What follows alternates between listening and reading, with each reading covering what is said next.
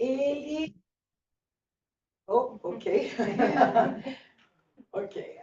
É bom que agora a gente, né, fala assim, não é um espírito falando, mas tudo bem. Então, nós vamos falar assim, hoje o Marcelo está como vice-presidente da Federação Espírita da Flórida, né? Já há muitos anos trabalhando na federação, né? Bastante tempo. E ele também é presidente da Leal, a editora FEB, e vice-presidente do Grupo Espírita Viver, traduzindo, Viver Consciente, né? Conscious Living, né? Bom, a gente sabe que, acima de tudo, é um grande trabalhador, né? Quando a gente fala assim, os títulos é só para dizer que a gente trabalha, né? Bastante, não é, Marcelo? E hoje é uma alegria muito grande ele estar pela primeira vez aqui com a gente em Austin, conhecendo o nosso grupo e trazendo para nós estas palavras, né, que ele preparou com carinho para todos nós. Fica à vontade, gente, tem lugar aqui na frente. Bem-vindos. Então, nós vamos, assim, abraçá-lo em pensamento. Eu abraço de verdade, tá? Representando todo mundo. Para o Marcelo começar a trazer a palavra da noite. Obrigada, viu, meu querido? Não, espera um pouquinho. Deixa eu pôr aqui. Não, é lá. Pronto. As confusões técnicas. Um momento, que eu já vou. Não, só um minuto. É aqui. The meeting is being recorded. Por que não vai abrir? Tem que ir para a direita. Help.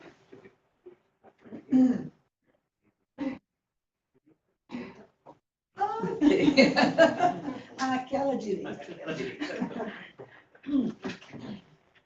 Queridas irmãs, queridos irmãos, que Jesus possa nos abençoar nesta noite tão especial como a nossa querida Tânia mencionou.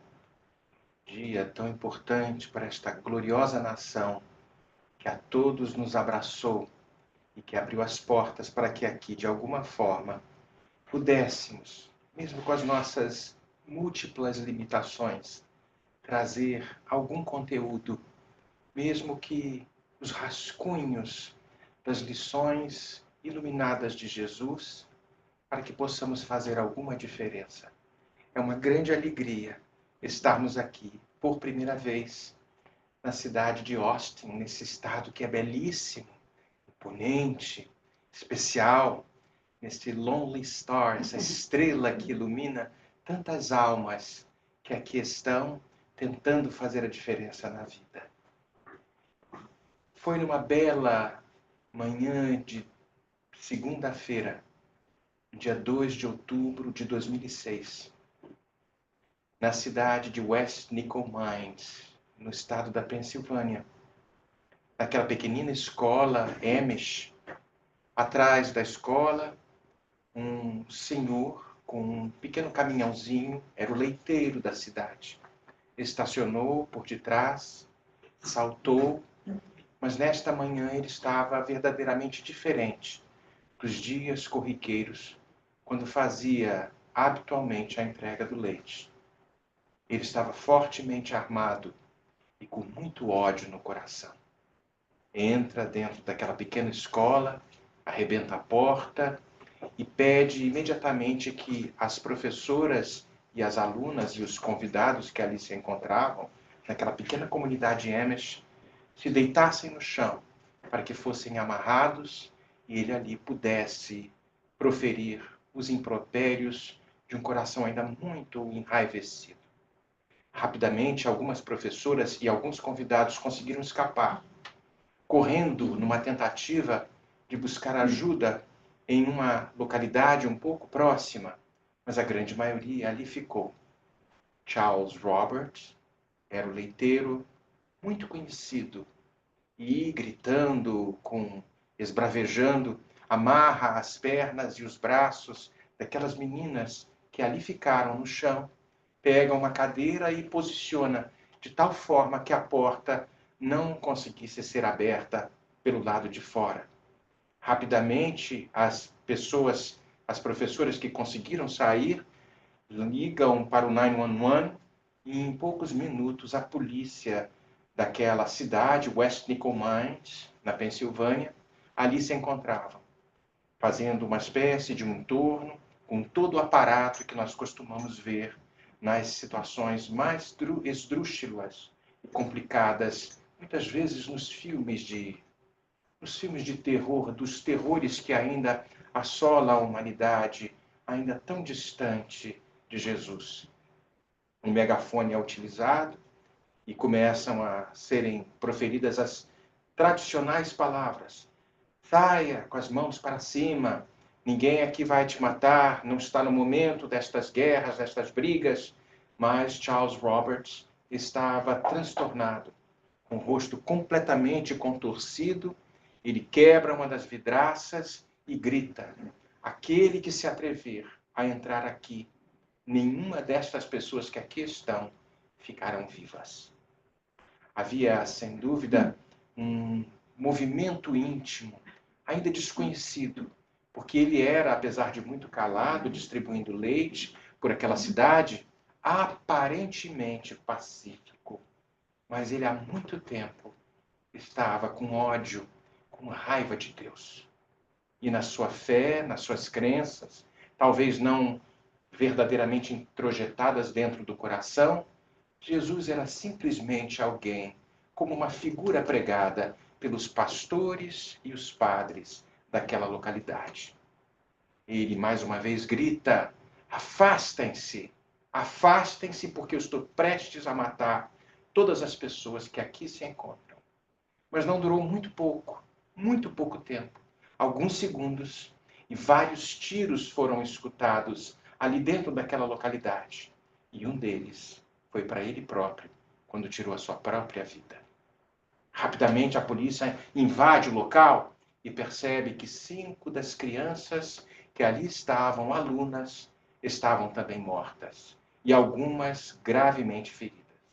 E Charles Roberts havia também se suicidado. Lógico, a imprensa ali se encontrava também, nesses dias onde as coisas boas são deixadas de lado e as coisas ruins ganham grande notoriedade das questões da mídia. E toda a cobertura das diversas televisões, dos diversos jornais, ali estavam acontecendo. Mas algo diferente se passava dentro do coração daquela comunidade Amish.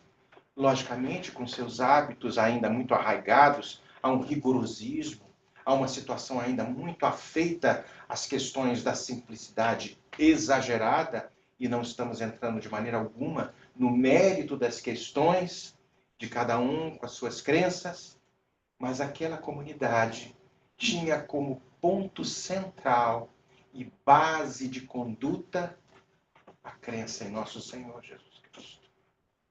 E neste homem, ainda incompreendido por todos nós, a palavra de ordem, mesmo dos pais que haviam perdido as suas filhas neste bárbaro crime, foi sem dúvida de choro, muito natural, de consternação, mas um movimento de ódio que estava sendo preconizado por muitos e em torno daquela comunidade estava realmente algo como que distante.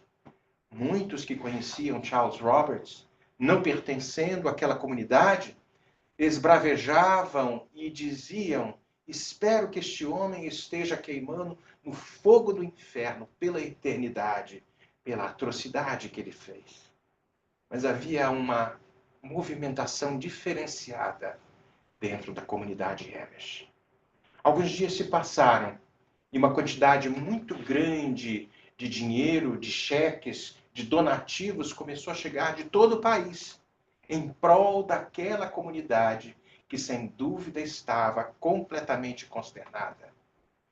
Uma comitiva rapidamente foi criada e naqueles recursos que abundantemente estavam sendo distribuídos, foram concentrados dentro desta mesma comunidade Amish.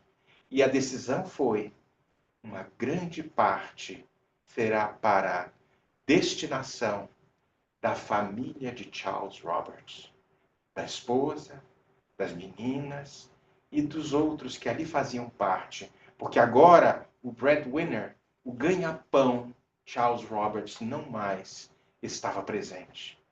Aí sim, a imprensa passou a perceber que havia ali algo diferenciado, pois não era simplesmente uma decisão circunstancial para mostrar à humanidade como somos bons. Alguns de início, alguns da comunidade e muitos comentários nas mídias sociais trouxeram que isso seria talvez um ato de profunda desconexão do mundo lá fora, alegando que o direito de vingança e de ódio eram situações naturais da condição humana. E como aqueles Amish poderiam fazer este tipo de movimentação para aquele que havia tirado de forma bárbara a vida de tantos que ali estavam? Os Amish estavam diferenciados, pois alguns dias também se passaram e quando houve o féretro, o enterro, o maior número de pessoas que ali estava para sepultar Charles Roberts eram os Amish. Inclusive, os pais das meninas que haviam sido massacradas com estes tiroteios da insânia e da ignomínia humana. Agora sim, mais destaque foi percebido e nenhum de nós, talvez, nestes dias atuais, talvez possamos imaginar, mesmo com as dores, com os dramas, com a saudade, algo que movimentou aquela comunidade, fazendo com que das cinzas, como um Ícaro que sai das cinzas, conseguisse se refazer minimamente e perceber que a família humana é a mais importante num verdadeiro senso de fraternidade e que nos trouxe lições ainda muito difíceis de serem exercidas. No Evangelho de Mateus, no capítulo 12, nos versículos 46 a 50, nós vamos encontrar uma passagem que nos causa talvez estranheza e talvez pensemos, Jesus estava com amnésia, pois ele falando ali ao povo que estava, de repente sua mãe e os irmãos chegam, mas era uma grande aglomeração, todos compactados, e um dos discípulos fala: sua mãe e seus irmãos estão lá fora, querem falar contigo. Jesus olha para o entorno, todos que ali estavam, e aponta para os discípulos e diz: quem é minha mãe? Quem é meu pai? O pessoal falou: está com amnésia. Quem é minha mãe e quem é meu pai? E ele traz: todo aquele que faz a vontade de meu pai, esse sim é minha mãe, esse é meu pai, esses são da minha família. Será que Jesus estava trazendo alguma coisa, uma questão de seletividade? Quem pertence ao seu grupo, quem não pertence ao seu grupo? Talvez como as igrejas, igrejas não seria a palavra, como algumas questões religiosas fazem esta dissociação, falando quem pertence ao meu grupo religioso e quem não pertence ao meu grupo religioso. Jesus estava ratificando de uma forma, com as lições mais belas, nos convidando mais uma vez para fazermos parte da família do Pai Celestial, o grande arquiteto do universo, causa primeira de todas as coisas, inteligência suprema do universo, para que nós possamos, aprendendo a fazer a vontade do Pai, nesta analogia, pois ainda um povo com as suas limitações, com as suas incapacidades de perceber, façamos a vontade do Pai. Qual seria esta vontade do Pai? E ele vai nos trazer em momentos um pouco posteriores: amai ao próximo como amamos a nós mesmos. Amar ao Pai acima de tudo, ao próximo como a nós mesmos. mostrando que este amor que ainda encontra-se em fase de desenvolvimento nas diversas circunstâncias, ora amor paternal, ora amor maternal, ora amor filial, ora amor carnal ainda nas nossas atrações físicas entre as criaturas, possamos nestes múltiplos estágios aprendermos um dia ao amor incondicional. Eu amo simplesmente, e todo aquele que faz a vontade do meu Pai pode considerar-se, apesar de ser, mesmo não fazendo a vontade do Pai, filho do Altíssimo, mas tenha a verdadeira paternidade e assuma a sua condição de verdadeira filiação e percebamos-nos que todos nós possuímos potenciais inimagináveis para um dia estes processos de superação conseguirmos amar, talvez como os Amish, naquelas situações mais esdrúxulas, mais terríveis. Para uma análise um pouco mais dilatada, a família passa a ganhar expressões muito mais lúcidas e muito mais amplas quando adicionamos nesta célula primordial, como dita pelos Espíritos na pergunta 775, e mais particularmente na 774, onde, naqueles primeiros anos, 1857, Kardec lançando o Livro dos Espíritos, e uma das perguntas que vem, em particular a 774, ele vai falar, porque o materialismo estava ali vigente, quase que em conflito, diametralmente oposto com as questões da espiritualidade. Eram os túmulos que abriam as bocas e falavam a vida continua. E os laços de família nunca se rompem. Pelo contrário, esta família amplia-se, ganha expressão, não mais circunscrita às questões unicamente da biologia, do DNA, do sangue. Ela vai ganhando outros parâmetros de expressividade. E os Amish, talvez, nesta demonstração de coragem, de autossuperação, nos trouxeram a lição de que quem é meu pai, quem é minha mãe, quem é meu irmão, quem faz parte da minha família, a humanidade inteira. Isso me emociona. Eu acredito que a todos vocês e a todos nós, porque nestes caminhos, ainda nos percalços que estamos tentando encontrar as peças necessárias para que a gente possa fazer sentido, nós vamos percebendo que nos intempéries, nas circunstâncias, nas dinâmicas relacionais ainda complexas, porque cada um de nós temos uma família. E esta família, às vezes, é muito bem ajustada, às vezes com seus dramas, com as suas complicações, porque nós, por nossa vez, também não fomos boa bisca no passado e renascemos de uma forma muitas vezes complexa para que aos poucos a verdadeira fraternidade, esta incondicionalidade de amar, possa se fazer presente e nós darmos os grandes voos com a asa não só do intelecto, sem dúvida que foi preponderante e necessária. Temos que fazer racionalidade, utilizamos-nos destes potenciais do racionalismo, da racionalidade, e é uma fé raciocinada a doutrina dos espíritos, mas neste processo e exercício de utilizarmos a racionalidade, não nos damos conta que fazendo todos estes movimentos, camadas mais lúcidas vão se dando espaço para que conteúdos de emotividade, de sensibilidade, possamos exercer com maior plenitude.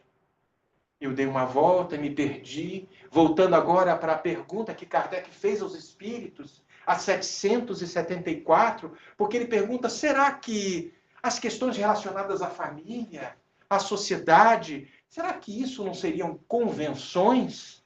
Porque os animais, quando têm as suas crias, passam determinado tempo, a filharada vai embora e os filhos nem lembram mais do pai. e nem lembram mais da mãe, às vezes se matam lá na frente. Isso acontece com os animais. E Kardec pergunta aos espíritos, na pergunta 774, será que isto não é uma convencionalidade humana? Eram pensamentos muito ligados às questões do materialismo, do comunismo. Eram ideias que surgiam também na Alemanha, de outros pensadores materialistas. E os espíritos respondem de uma forma peremptória. Não. Para o ser humano, alcançando esses estágios de evolução, há algo diferente. Porque para o ser humano, ele já pode, conquistando os mesmos padrões, os maiores padrões de moralidade, aprende a amar e tem o objetivo primordial de conhecer a Deus. Já com outro senso, com outro detalhe, com outra sutileza, mostrando o valor de programar esta célula que nos agrupa num primeiro momento e que chamamos de família. Não é à toa que na pergunta seguinte, a 775, quando Kardec fala e pergunta, mas o que aconteceria se nós relaxássemos os laços de família? O que aconteceria? E os espíritos respondem, uma recrudescência do egoísmo. Mostrando que esta escola, chamada família, ela nunca pode ser desprestigiada. Ela precisa ser cultivada, embraced. Aí em inglês, é uma palestra bilíngue. Ela precisa ser abraçada, ela precisa ser acalentada, precisa ser cuidada com as dificuldades. Muitas vezes nós vamos perceber que inimigos do passado se aglutinam e se aglomeram nesta mesma célula chamada família. Às vezes são grandes amigos que já conseguiram, ao longo dos séculos, dos milênios incontáveis, adquirir um verdadeiro sentimento de fraternidade. E eu vou garantir a vocês, numa família de complicados, sempre tem um anjo para fazer uma espécie de um contrapeso. Basta a gente prestar atenção, porque Papai do Céu não bota um bando de gatos sem cabeça no mesmo saco. Então a gente vai aos pouquinhos percebendo nestas situações, observando com paciência, com doçura. Está aí na poesia de Maria Dolores, é uma psicografia do nosso Chico, quando ela traz fala a respeito de transição, trazendo Jesus de uma forma diferenciada. E Maria Dolores nos fala que o mundo em múltiplas crises, por muito apoio a recades, é um barco na tempestade, sob vasta escuridão. A bordo somente a fé não se abala e nada teme, sabendo Jesus no leme, conduzindo a embarcação. Essa é a nossa embarcação. Esta barca que está ali com as famílias nas suas diversas configurações precisa ser cuidada, precisa ser acalentada. E é por isso que nesta célula que se chama família, para que a gente possa fazer uma grande diferença, é preciso que um elemento espiritual ali esteja inserido. Que elemento é este? Jesus. Jesus. Quando em uma família o Evangelho do Mestre passa a fazer parte, não estou falando aqui de catequismo, de uma forma radical, de castração, nas lições que nos mostram a benevolência para com todos, a indulgência para com as imperfeições alheias, porque porventura, por nossa vez, temos múltiplas imperfeições. E o perdonário, o perdão das ofensas, este ato de fazer um périplo em torno de uma ação, de se doar um pouco mais, o perdão das ofensas, isso tudo como era a caridade entendida por Jesus, e a pergunta 886 do Livro dos Espíritos, quando isto passa a fazer como regra diária nas múltiplas situações, nós vamos construir não uma casa, mas um lar. E há uma grande diferença de uma casa.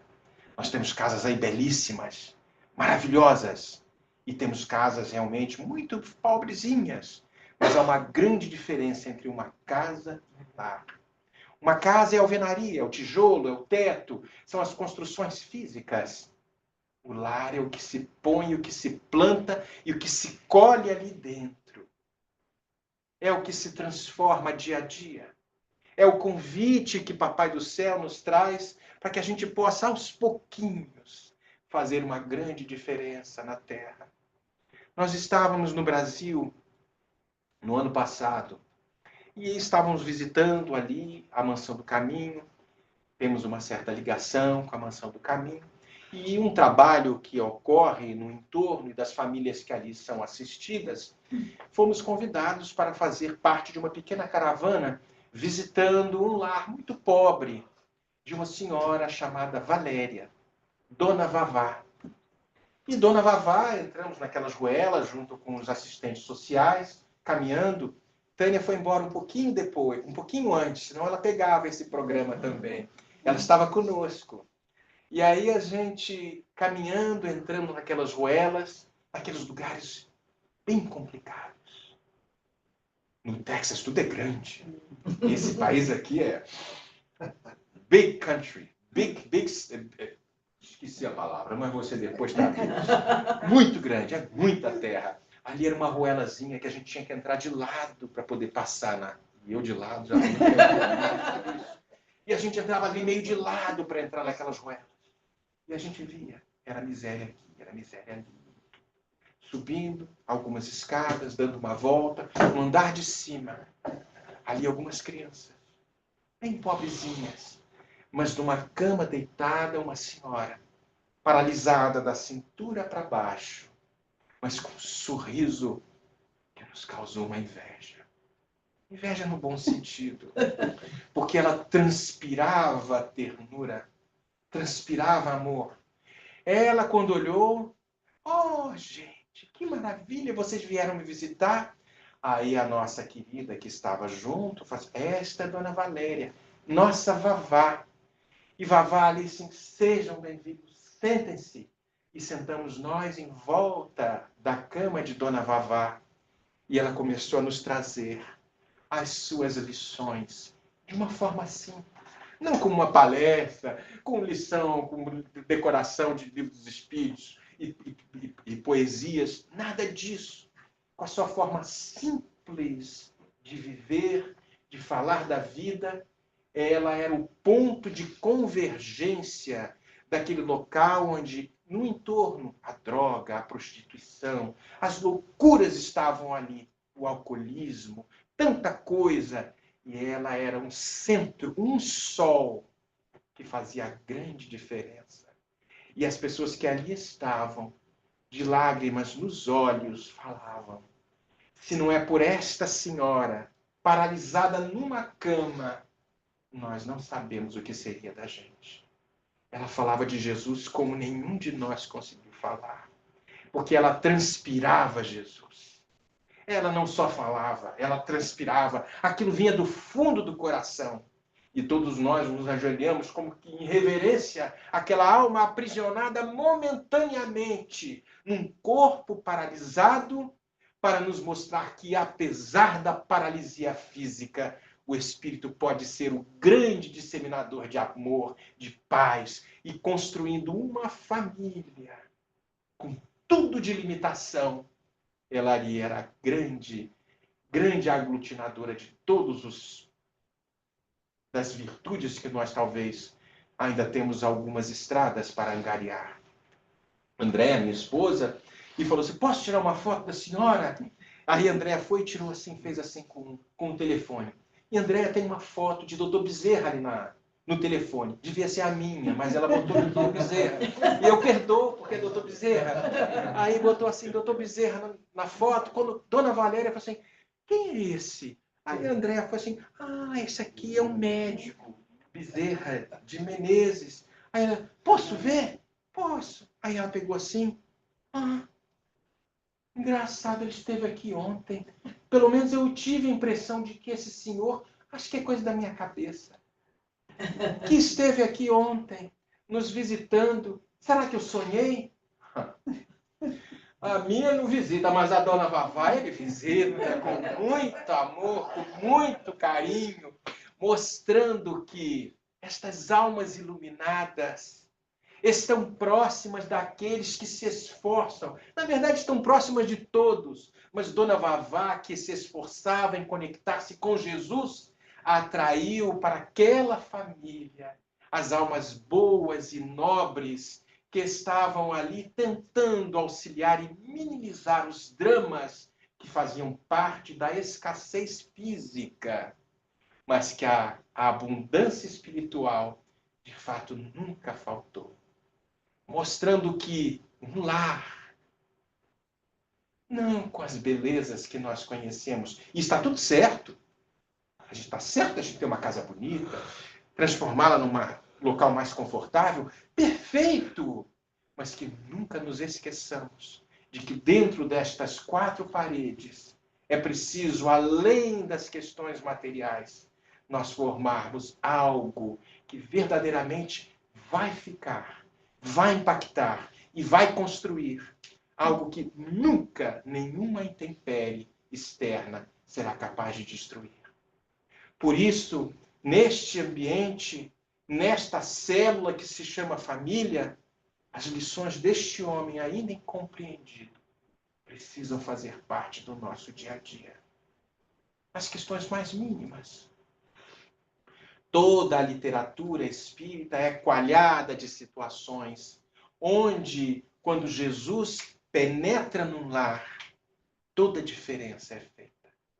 Na obra, há 50 anos depois, nós vamos perceber a história de um espírito lúcido, porque vamos ver Emmanuel trazendo, agora não mais como o senador Publio Lentulus de há 2000 anos, ele volta numa condição de escravo, talvez para amildar-se, pois as questões da prepotência, da magnanimidade temporal, pudessem dar lugar a uma condição muito diminuta de um simples escravo judeu, que ali submetido às questões do Império Romano, pudesse perceber que a veste se cambia, mas o espírito deve sempre se fortalecer, apesar de tudo lá fora. Mas logo no começo da obra, há 50 anos depois, Emmanuel nos traz que aquela obra não era a respeito do escravo na história. Era a respeito de uma alma santa, de um espírito que já havia conseguido angariar as mais belas potencialidades de amor. Célia Lúcius. Célia Lúcius, que era a filhinha de Elvídio Lúcius. Teria sido Elvídio Lúcius o grande amigo de Publio Lentulus no há 2000 anos, como Pompílio Crasso. E o nosso Elvídio Lúcius, agora no há 50 anos, tem esta filha, que se chama Célia Lúcius, que conseguiu compreender Jesus, pois ela, sendo romana, de estirpe nobre, percebeu que este homem deveria fazer parte de todo o processo educativo das nossas situações ainda circunstanciais, ligadas à brutalidade, à animalidade, às raivas, à falta de perdão.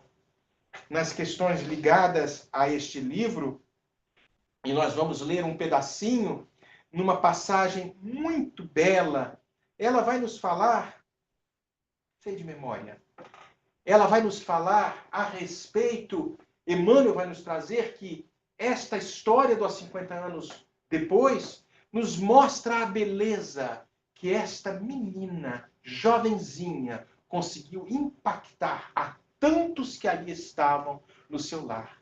Mas não são todos que conseguem introjetar todos esses ensinamentos. Ela impactou seu avô, Quinéio Lúcius, o pai de Elvídio Lúcius. O Quinéio Lúcius é o mesmo que escreveu Jesus no Lar, agora com o nome de Néio Lúcius. A gente vai ver todo este movimento que se é feito porque basta uma alma em um lar abraçar Jesus. Talvez a semente que ali foi jogada, ela não germine imediatamente, porque cada um tem o seu tempo, tem o seu time. E estas sementes, quando caindo numa terra, mesmo que seja pedregosa, ali se encontra, para que através dos processos da dor, e o Espírito Amigo nos traz na mensagem da paciência, que a dor é uma bênção que Deus envia aos seus eleitos, não vos afligeis, pois quando sofrede, mas ao contrário, bendizei ao Deus Todo-Poderoso, que vos marcou pela dor na terra, para a glória no céu. Sede pacientes, fala o Espírito Amigo, e nos fala, sede pacientes, porque as sementes que ali foram plantadas, foram jogadas, foram distribuídas, um dia germinarão. E a nossa Célia Lúcius, há 50 anos depois, impactando a tantos que ali estão, e o amor, como não nos esquece, aguardou 16 séculos para que mais tarde, na obra Renúncia, pudesse vir como Alcione, porque alguns que ficaram na retaguarda talvez não introjetaram de forma eficiente esses ensinamentos de Jesus, mas mostrando que o amor nunca nos esquece. Pode demorar 16, 10, 20 séculos. O amor ali aguarda pacientemente, pois Deus não violenta nenhuma consciência. Mas vai caber a cada um de nós. Alcione volta para resgatar o seu grande amor, Carlos, ali no mundo espiritual, Pólux. E quem conhece a história, belíssima, vai ver a grandeza daquela alma. Não mais Célia Lúcius, agora na personalidade de Alcione, para dar início a um novo capítulo, pois o amor nunca nos esquece. Agregando naquela família, a família Davenport, e foram para a América. Saíram, e eu não vou dar um spoiler da história, porque vocês vão comprar o livro, quem não leu, e vão se debulhar em lágrimas. O meu conselho, peguem uma toalha bem seca, porque vai dar um bocado de água, e aqui no Texas precisa de água. E depois molhem as plantas. Pode ser que aquela água possa fermentar e fertilizar muitas florezinhas. Quando a gente traz Jesus para dentro do nosso lar, tudo ganha sabor, tudo parece diferente. Nas obras mais belas da doutrina dos Espíritos, e podemos trazer aqui a obra Os Mensageiros, no capítulo 34, Oficina de Nosso Lar. Quem se lembra disso? Oficina de Nosso Lar, nós vamos ver uma mãe viúva, Dona Isabel. Dona Isabel com 4 filhos. 3 meninas, e Dona Isabel e as 3 meninas, muito ligadas à instância de Nosso Lar. E um menino, Joãozinho, tinha que ser Joãozinho. Ele era um capetinha. Era assim de regiões mais inferiores. Mas ela percebia, com as 3 meninas, ela conseguia ter uma conduta um pouco melhor, mas com o Joãozinho ela tinha um pouco mais dura, ela segurava, porque quem é mãe sabe que mesmo com um monte de filhos, a educação não é a mesma para todos. Alguns já se amansaram e se amaciaram ao longo dos séculos. Outros precisam de outros toques, outros requintes. E ela, com a sensibilidade de Dona Isabel, sabia como conduzir-se nesta família. Praticando o Evangelho, professando as questões e as lições do Cristo, ela transformou aquela instância, aquele lar, um subúrbio do Rio de Janeiro, num verdadeiro posto avançado de Nosso Lar. Neste capítulo 34, chamado Oficina de Nosso Lar, vamos ver o nosso amigo André Luiz, este espírito repórter, junto com os espíritos amigos que ali estavam, com Aniceto. E Aniceto fala para André Luiz que bom seria que mais lares na terra pudessem, como este aqui de Dona Isabel, e o seu marido viúvo, que passava a comparecer ao evangelho no lar que ela professava, seu Isidoro, ali naquelas reuniões onde tantos espíritos eram auxiliados, transformando aquela pequena casa simples, sem nenhum luxo, ela costurando para fora para manter aquelas crianças. Era um verdadeiro posto espiritual, onde a espiritualidade ajudava, recolhia os recursos fluídicos e transformava numa verdadeira ponte neste posto avançado do amor, sob o controle e a égide de Jesus Cristo, como muitos lares podem ser. E a gente vai percebendo, porque somos espíritas cristãos, na nossa tentativa de estabelecer alguns pontos, alguns aportes necessários para que nos nossos lares este homem chamado Jesus possa cada vez mais estar presente, mais eficiente. E na obra Jesus no Lar, nós vamos perceber que na busca deste homem chamado Jesus, logo no começo da obra, Emmanuel vai nos trazer, num pequeno prefácio desta psicografia, destas belas páginas, algo que talvez nos chame muita atenção. Porque nesta nossa tentativa de conhecer Jesus, quantas vezes nós brigamos, matamos, crucificamos, fizemos as cruzadas, fizemos deploráveis situações e movimentos em nome de Deus, em nome do Cristo. E quantos pés pelas mãos nós colocamos, destruindo as primeiras bases de uma família que deveria se caracterizar como toda a humanidade, como na lição que os Amish nos deram naquele dia 2 de outubro de 2006, quando comparecendo, como ajudando, como proclamando uma nova era no coração, mesmo endurecido e dolorido da saudade, de que toda a família humana faz parte da família de Jesus.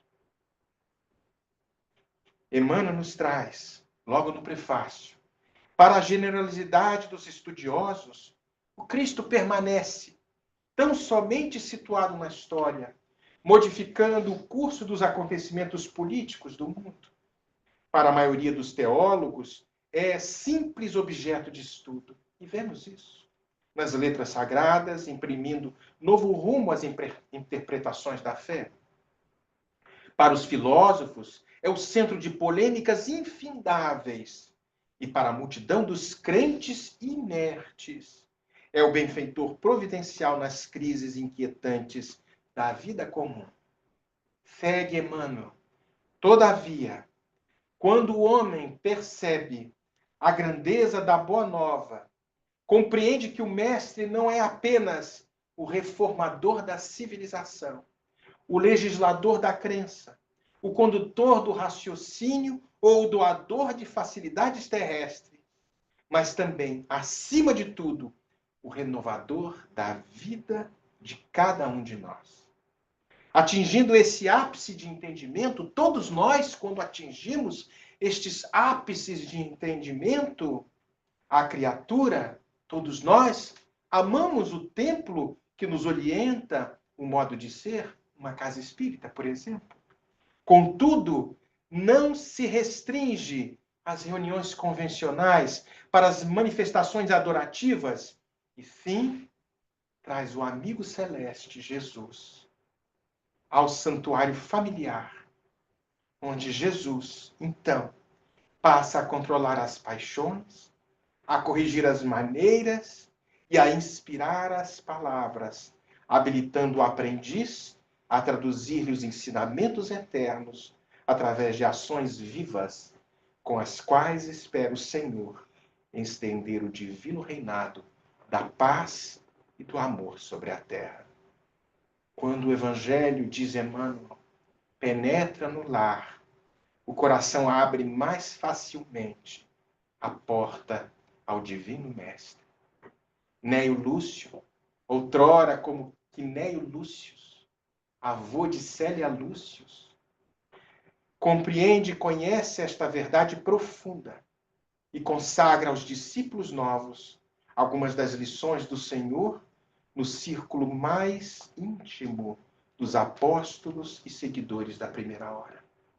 Hoje, que quase, ele fala, 20 séculos já são decorridos sobre as primícias da Boa Nova, o domicílio de Simão Pedro transformou-se no mundo inteiro, Jesus continua falando aos companheiros de todas as latitudes, que a sua voz incisiva e doce possa gravar no livro de nossa alma a lição renovadora de que carecemos à frente do porvir, convertendo-nos em semeadores ativos de seu infinito amor. É a felicidade maior que poderemos inspirar. A mensagem assinada por Emmanuel no dia 3 de outubro de 1949, em Pedro Leopoldo, nos mostrando quando este homem chamado Jesus passa a fazer parte das nossas vidas, tudo tem um sabor diferente, tudo passa a ganhar uma expressão muito distante, talvez das nossas tolas e pequenas circunstâncias, onde a visão obtusa de uma família simplesmente é um grupo de pessoas complicadas ou menos complicadas, ou felizes. Não existe uma família doriana como a gente via nos comerciais de televisão. Esta família doriana, ela é cunhada, ela é trabalhada, ela é produzida pela nossa força de vontade e a capacidade de amar cada vez mais, trazendo Jesus para dentro daqui. Daqui primeiro. Tenho-vos dito estas coisas, disse Jesus no Evangelho de João, no capítulo 16, no versículo 33. Tenho-vos dito estas coisas para que no mundo vós tenhais paz. Que paz é essa? No mundo vós tereis aflições. Teremos. Mas tem de bom ânimo. Eu venci o mundo, convida-nos Jesus. E convido a todos vocês para vencer este mundo íntimo, que ainda encontra-se nas acomodações tectônicas de um coração ainda muito ligado às questões da brutalidade, da raiva, do primitivismo. São chegados tempos diferenciados para aqueles talvez um pouco mais conscientes, embora a gente saiba que vão existir os percalços, vão existir as situações que vão nos convidar aos testemunhos, muitas vezes fazendo parte de uma proposta educativa e nunca punitiva, porque Deus é um sublime educador. Quantas vezes, na hora do testemunho, nas nossas preces, vindo do fundo do coração, a gente pede, Jesus, os bons espíritos, aonde vocês estão, que eu não consigo sentir a presença. Mas como um bom professor, um bom educador, na hora do teste, na hora da prova, o professor se afasta para que o aluno possa fazer a prova, mas ele nunca perde de vista o seu aluno, o seu pupilo, o seu irmão. Assim é conosco. Submetidos a estas intempéries, das mais diversas ordens, para que o evangelho deste homem ainda incompreendido possa um dia, quizás um dia mais breve, fazer parte da nossa forma de sentir. Meu pai desencarnou há 2 anos e meio. Ele não era propriamente espírita. Ele era, como eu brinco, tico-tico no fubá. Católico, por tradição. E eu às vezes perguntava, brigava, papai falava um pouco de palavrão, eu falava, pai, se controla. Ah, saiu, foi sem querer. E ele era um homem do mundo, muito pragmático. Eu nunca me dei conta de todo o esforço que ele havia feito para que eu pudesse ter educação, uma vida confortável, um mínimo de recursos para que eu pudesse seguir em frente e um dia, batendo as minhas próprias asas. A gente, quando é jovem, a gente acha que sabe tudo, dono do mundo. E os hormônios contribuem bastante, né? Aquilo parece uma ebulição. E, naturalmente, as influências espirituais, porque como não fomos boas viscas, acabam nos alcançando e a gente acaba percebendo essas sutilezas e não metabolizando-as de forma adequada pela falta de bagagem moral, talvez um pouco elevada intelectualmente. Temos aí os grandes cérebros à frente das grandes corporações, mas com tão pouca bagagem do sentimento, do sentir. O nosso Chico fala, quem sabe é muito bom, quem sabe pode, agora quem ama pode muito mais.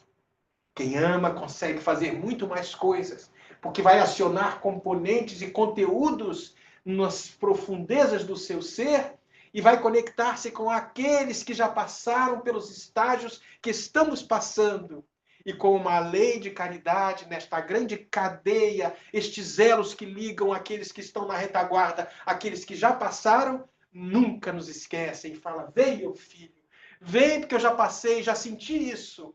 Vou te inspirar, vou te ajudar, mas é preciso abrir a boca da alma na oração, no silêncio, para que a gente possa escutar Jesus através de tantos prepostos que nos anseiam alcançar. Voltando a meu pai, ele, nos momentos finais, me trouxe algumas falas que eu nunca esqueci.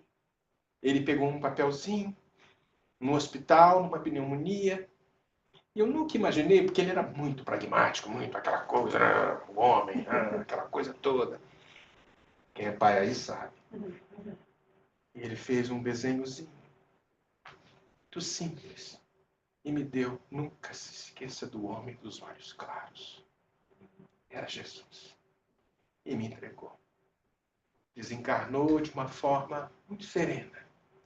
E eu lembro disso até nos dias atuais, pois, como era católico e nas celebrações católicas, os dias passaram e eu me dei conta de quantas pessoas que chegaram depois para mim, falando como foram ajudadas por este homem que eu sequer conhecia em profundidade.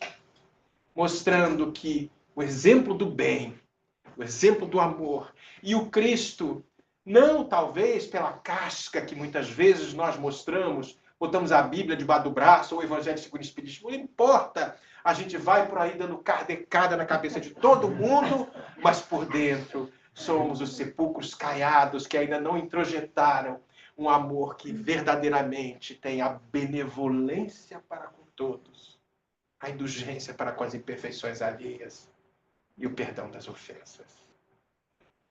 Um dia, nós vamos chegar aos mais belos patamares de compreensão.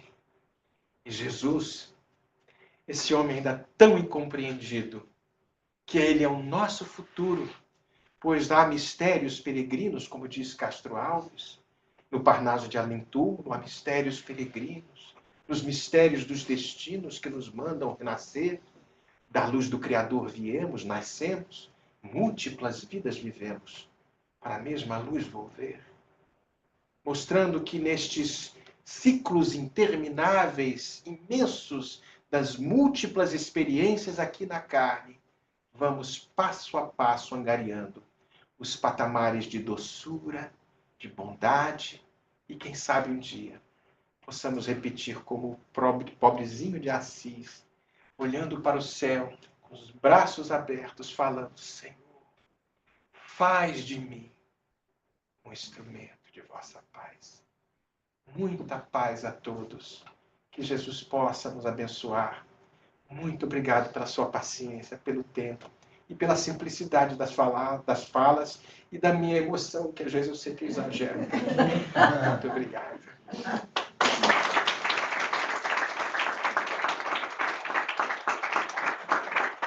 Obrigada, meu querido.